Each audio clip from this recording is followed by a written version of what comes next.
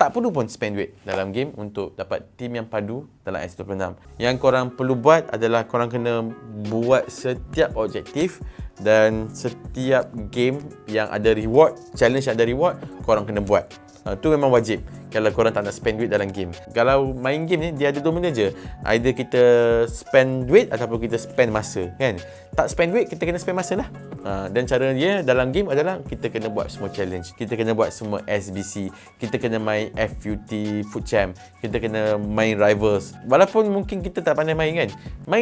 Main je sebab kadang-kadang even kat level yang rendah-rendah punya reward pun boleh dapat kad yang bagus. Dan saya pun tak recommend pun untuk spend duit dalam game sebab ada je ramai professional gamer yang share dia orang spend 10,000 ke 15,000 USD untuk dapatkan team dia orang. Itu dah sama harga dengan beli MyV. Daripada korang beli game, beli player, baik korang beli MyV je terus ataupun buat duit hantaran untuk kahwin, kan?